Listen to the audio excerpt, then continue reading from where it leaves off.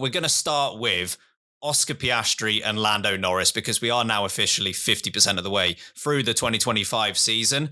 And following back-to-back wins from Lando Norris, Oscar Piastri's lead in the championship has shrunk to just 8 points.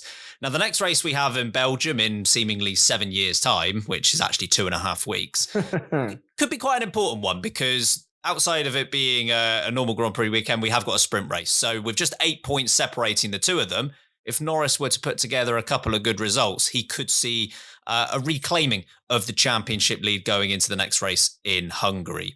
Of course, it could work the other way as well. That work that Norris has done to reduce that gap could be undone by one bad weekend at Spa. We're going to start positive on this one, Sam. We're going to start with Oscar Piastri. If we were reviewing Piastri's season to this point, what has impressed you? What has stood out positively about his season so far?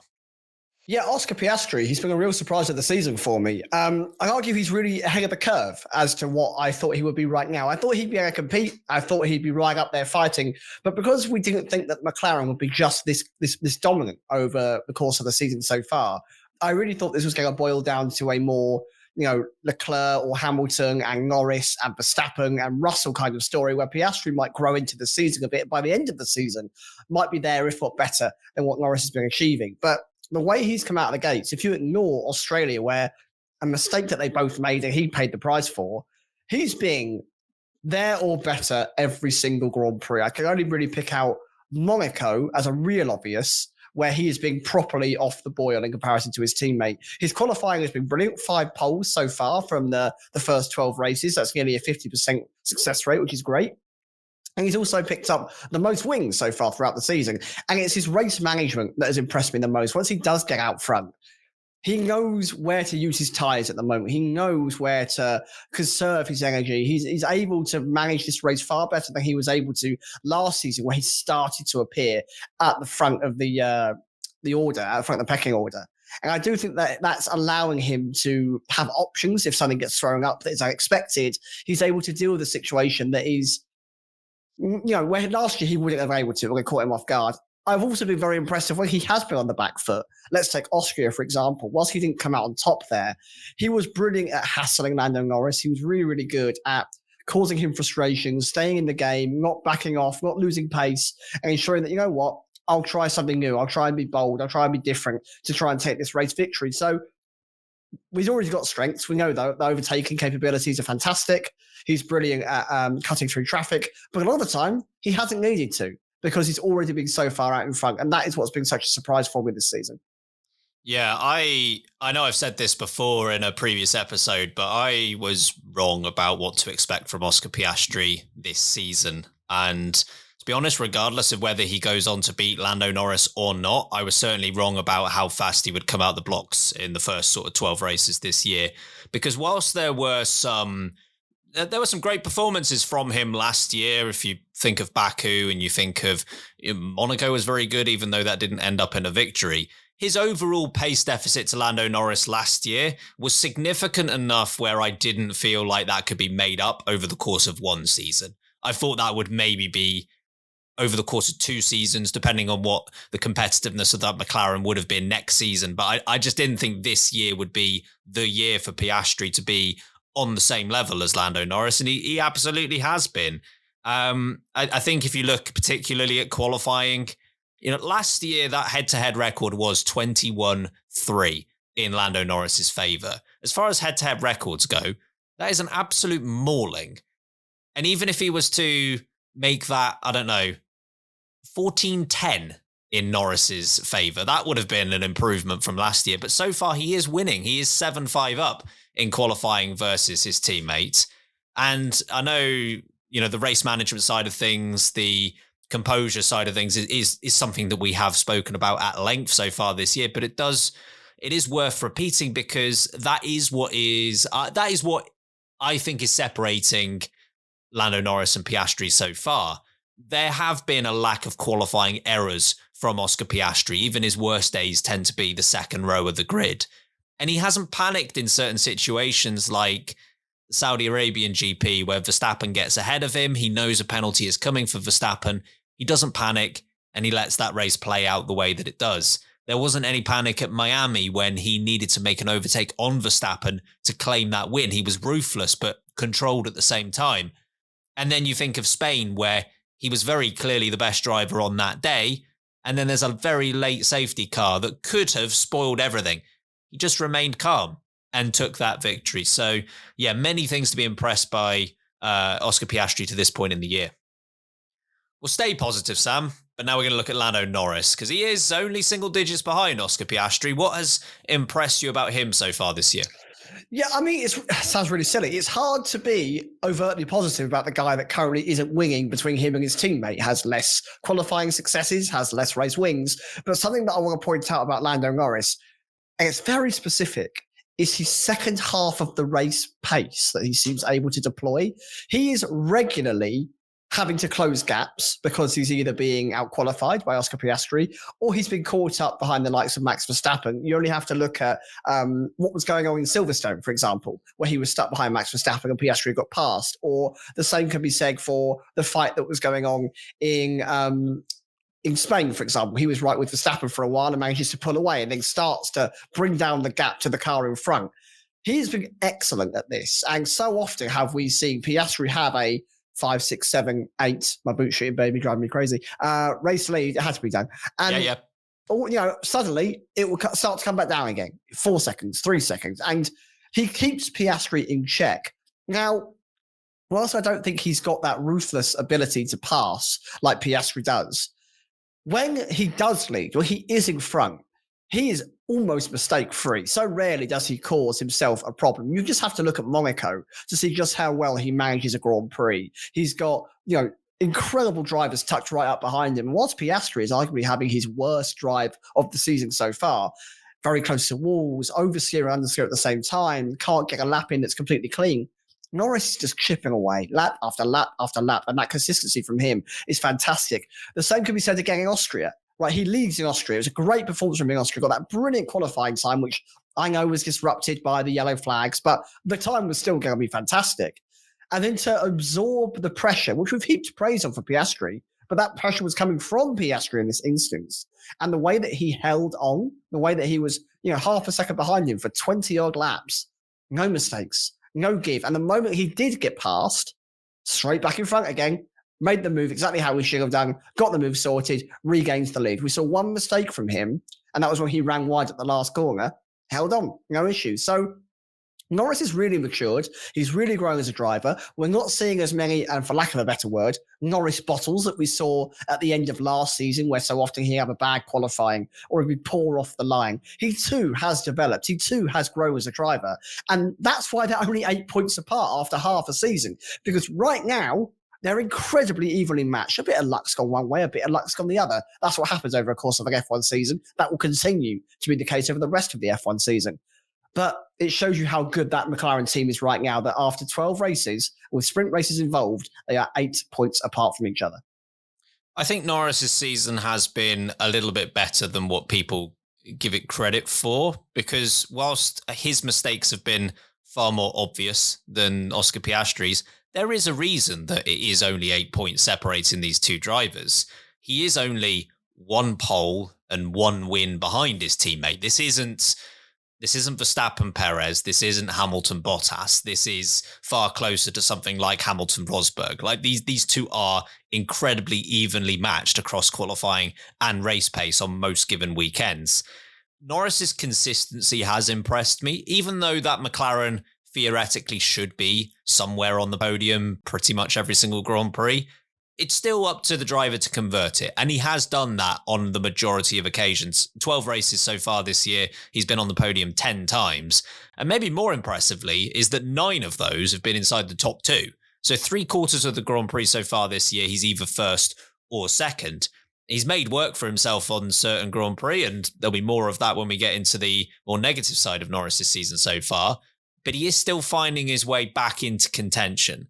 The other thing is, I think after maybe, or before Imola, when Piastri was having that great run of form, he has turned it around somewhat, even with that Canadian GP disappointment. After 7 races, Norris had 1 win, And that one win was the first race of the year. Now he's won 3 of the last 5. So, if he can eliminate the errors, the pace is there. So there is still plenty to be positive about for Norris.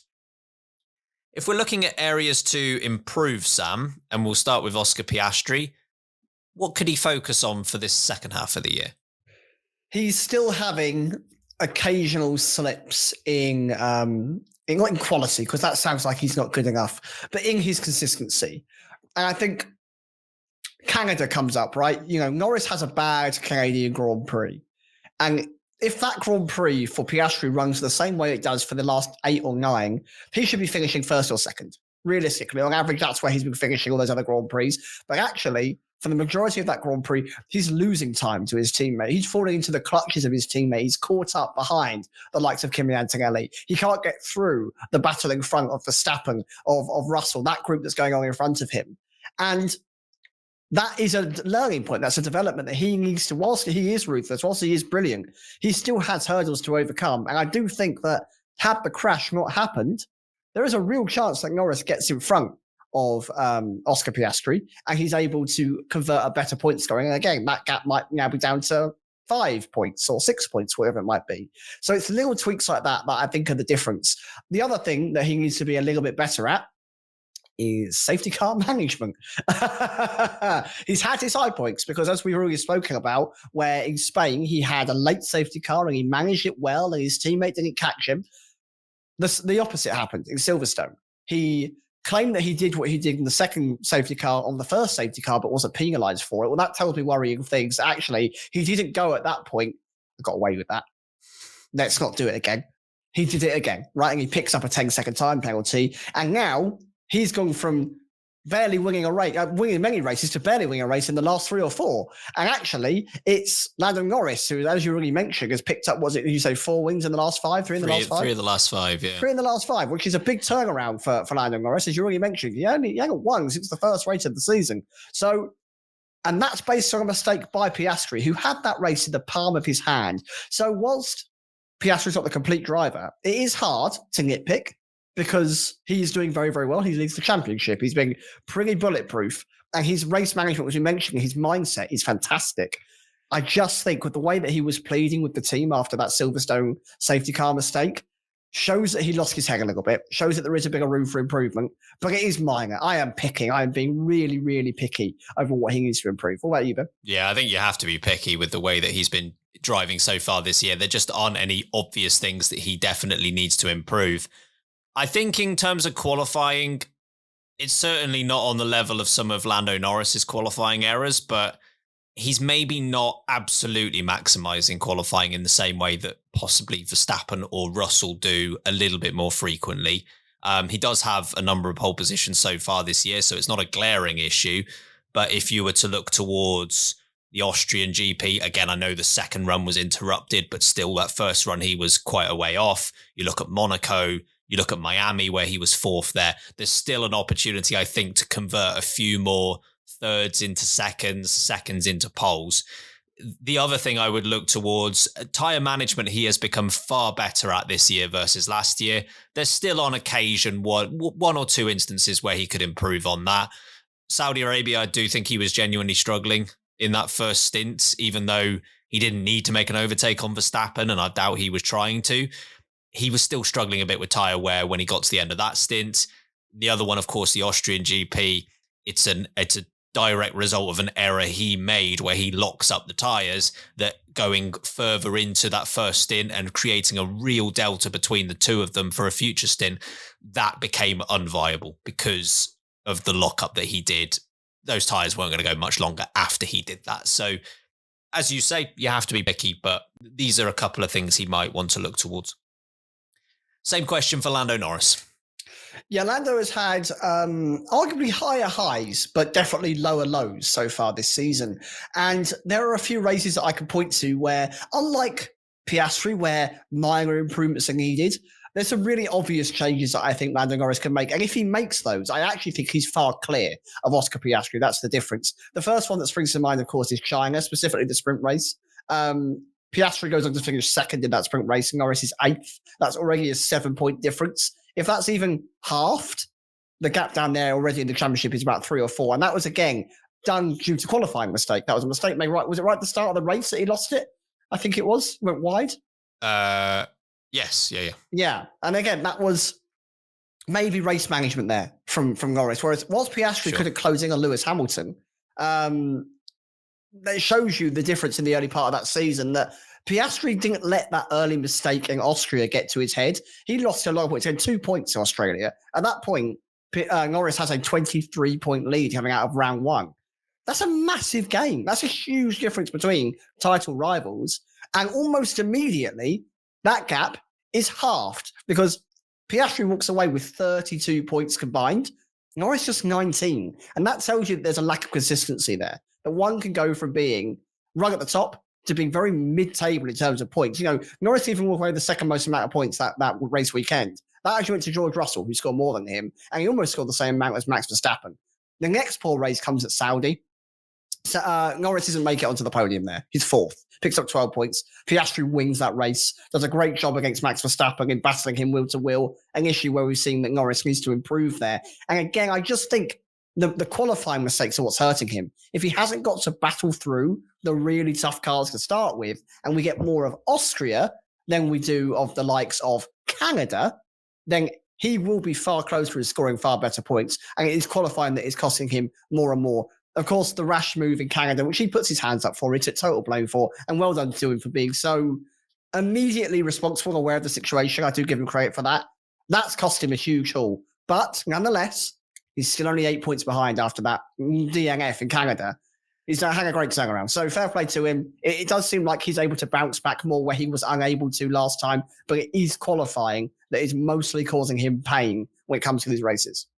Yeah, I won't add too much on top of that because that largely covers the points that I had written down as well. Certainly, if you look at those qualifying errors, probably the main thing I focused on with these is you've got Saudi Arabia, you've got Canada and Bahrain. Those are the 3 instances where he's qualified outside the top 5 in a McLaren, which is, you know, underperforming in Q3. In 2 of those races, Saudi Arabia and Canada, he might have been the quicker driver, the 2 McLarens. I think definitely Canada. Definitely Canada. Saudi Arabia might have been close. It was tougher to tell because he had to make his way through the field. Bahrain, I think Piastri had the advantage, but he is, on a couple of occasions there, wasted an opportunity where it's not just an outright pace deficit that's causing a difference in these positions. The other thing as well, in terms of eliminating errors, obviously the Canadian GP stands out as maybe the biggest error that either of them have committed so far this year. That car is too quick and too reliable to make a lot of errors. And when I say a lot of errors, I'm talking like 3. Because similar to Mercedes when it was Rosberg versus Hamilton, we often go back to 2016 and look at, say, the Malaysian GP where Hamilton retired. That was a massive swing in the championship. But because there weren't a lot of DNFs between them, because they were so often first and second, it means those errors are just highlighted way more. This isn't like 1988 Senna versus Prost, where you know that you retire from the first race of the season. Odds are your opponent's going to retire 4 times for the rest of this year. That's not going to happen here. Like these cars are bulletproof now, so those errors you can't afford them. Cars, they're too consistent and too reliable to do that. Final question on this one before we move on, Sam. Who's more confident at this point? I think Piastri. I think Piastri still walks into the midpoint of this season more confident. I've mentioned this a few times, and maybe I'm wrong to do so. I think Norris is a form driver. I think Piastri is able to see through that, and I think form is a little bit temporary for him, and he's able to just, much like Verstappen, in the sense that he drops whatever happened last race and goes race to race. And he's just like, yeah, new challenge. I'll take it on. I'll try and win here. I think Norris needs the positive form. He's got it right now, right? He's, as you mentioned, won 3 of the last 5. He's won 2 on the bounce. That for him is brilliant. To go into Belgium with 2 wins under his belt in a row, if he can then pick up a win in the sprint and maybe second place, maybe win again, then he goes into the summer break that much closer to the league of the championship. That's perfect for Lando Norris. I don't think Oscar Piastri needs that. I think he knows I've got the most wins. I've got the most pole positions. I've outscored my teammate. I haven't crashed into my teammate. The one mistake I've made, proper mistake that I've made, was caused by me under a safety car, which I think he wholeheartedly disagrees with anyway. I think he thinks that he's going, I've almost maximized this. I've almost got as much out of this season as I can. So Norris has bigger learnings, but I think Norris is very capable of overcoming those big learnings. Piastri just needs to fine tune. I've gone Piastri as well, because whilst he has only got one win in the last six Grand Prix, it's maybe a touch misleading when you look at, say, Austria. He was in the mix. It's not like he was beaten handsomely there. He was in the mix in Austria. Silverstone, he had the lead of the Grand Prix. It wasn't pace that caused him not to win that Grand Prix. You look at Imola, where neither McLaren driver won, of course, but strategically, Piastri went the wrong way, Norris went the right way. That could have easily been the other way round. So Piastri has the championship lead. I'd argue at this point in the season, it's not dramatic, but I think Norris has actually been the slightly more fortunate of the two. So given Piastri still has the championship lead with that in mind, he should be confident going into the second half of this year. But so should Norris. Like, this is very much up in the air. Like, this is open for both drivers. It's so close, which I love. I'm so glad we've got single digits between our two drivers at the halfway point of the season, because when you get a dominant team, it's very easy for one of these drivers to run away with it, right? And we get bored, right? We saw with Verstappen, it can just be dug on both sides. So thank goodness that these two are so closely matched.